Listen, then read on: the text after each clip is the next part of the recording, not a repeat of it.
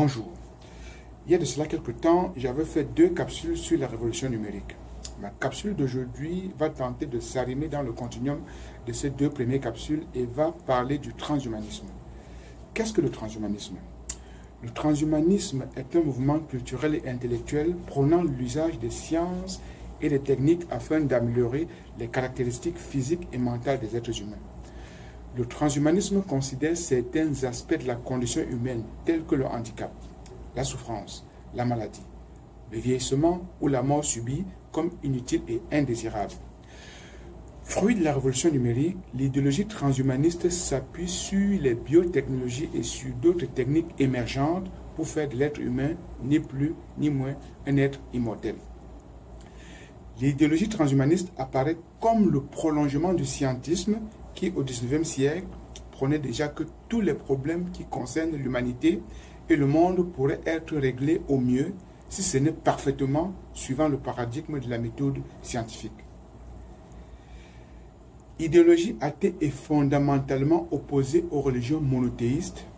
Le transhumaniste veut rompre avec les traditions judéo-chrétiennes qui veulent que l'humain doit se réconcilier avec les affres de la condition humaine et accepter l'idée de sa propre finitude comme faisant partie intégrante de sa condition. Afin de comprendre cette idéologie, je vais énumérer un certain nombre d'expressions parmi les plus en vue.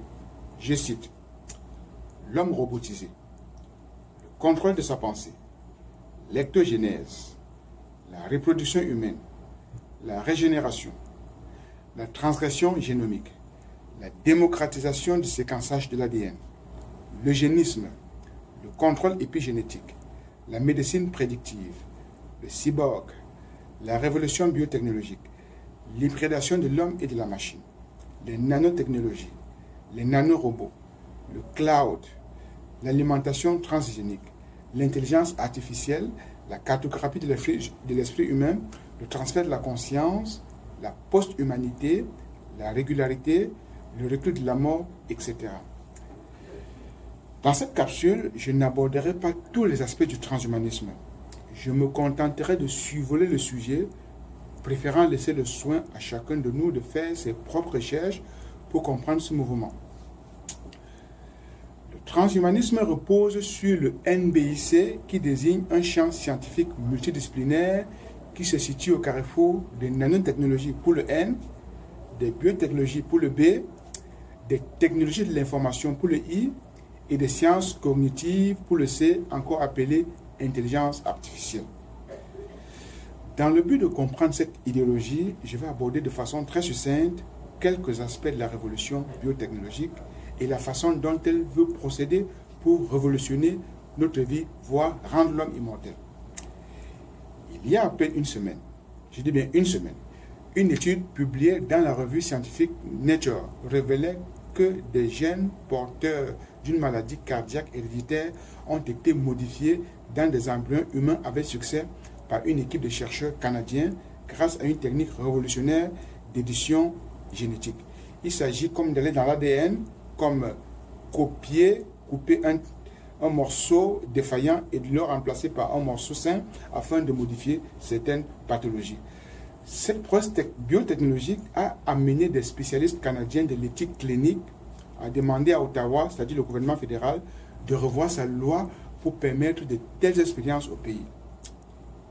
D'autre part, démarré en 1990 avec des moyens financiers colossaux et impliquant des milliers de chercheurs, le projet du génome humain a été achevé en avril 2003 par le séquençage complet de l'ADN.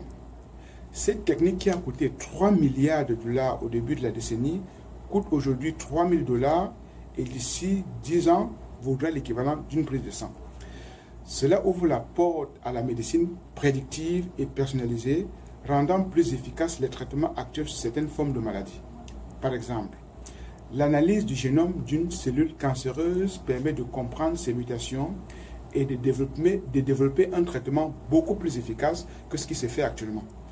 Une technique qui a fait dire au patron de Google que d'ici 20 ans, on pourra régler le problème du cancer, qui a mis en partenariat 2500 hôpitaux américains pour faire la plus grande base de données des cellules cancéreuses dans le but de comprendre toutes les mutations possibles des cellules cancéreuses afin de développer des traitements efficaces. Certains aspects du transhumanisme apparaissent révolutionnaires et innovants. Par exemple, l'utilisation de la nanotechnologie. On peut citer un exemple, des prothèses, des implants ou des valves cardiaques en nanomatériaux biocompatibles qui pourraient voir le jour très bientôt. Des nanosphères jusqu'à 70 fois plus petites qu'une globule rouge pourraient même être utilisées pour transporter un principe actif au cœur de l'organe malade à soigner. Fini alors les effets secondaires dans les autres parties du corps, comme c'est le cas avec les traitements contre le sida, les maladies hépatiques ou certaines formes de cancer notamment. Des laboratoires de diagnostic de la Terre d'une puce sont également à l'étude pour des résultats médicaux à moindre coût, plus rapides et plus précis que ceux obtenus à l'aide d'une prise de sang. D'autre part, certains aspects du transhumanisme ressemblent à de la science-fiction. Par exemple, transférer sa conscience dans un serveur informatique afin de l'insérer dans un robot et vivre ainsi éternellement. Face à tout ce progrès biotechnologique, nous nous posons quelques questions suivantes. Est-ce qu'on parviendra à éradiquer toutes les maladies? Peut-on arrêter le vieillissement? Peut-on atteindre l'immortalité? Si oui, est-ce que ce sera possible pour tout le monde? Est-ce que nous vivrons si longtemps qu'on s'ennuiera à mourir sans pouvoir mourir à la fin? Avant de savoir si cela est possible, techniquement, une question se pose en amont. Est-ce que nous le désirons? Est-ce que l'humain désire cela? Comment reconsidérer la vie lorsqu'elle sera dépouillée des éléments qui confèrent actuellement un sens à la vie humaine? Quelle serait la place des religions qui nous a appris que la vie véritable commence après notre mort? Comment l'humain parviendra-t-il à se réconcilier avec les caractéristiques, événements majeurs et situations qui composent l'essentiel de l'existence humaine, telles que la naissance, la croissance, la souffrance, la douleur, la maladie, les émotions, le conflit et la mort? Voilà autant de questions soulevées qui restent actuellement sans réponse. De plus en plus de pays autorisent des expériences qui font progressivement reculer nos lignes de résistance éthique, faisant craindre des dérives graves comme celle de l'eugénisme dans l'Allemagne nazie. En bref, le transhumanisme est-il en train d'annoncer la fin programmée de notre humanité? Une question se pose. Je vous laisse le soin de continuer la réflexion afin de comprendre comment le NBIC, c'est-à-dire les biotechnologies, l'informatique, le cognitivisme, inaugurent l'ère du post-humain. Merci pour vos commentaires. Merci de votre indulgence si vous trouvez cette vidéo schématique et caricaturale. À très bientôt.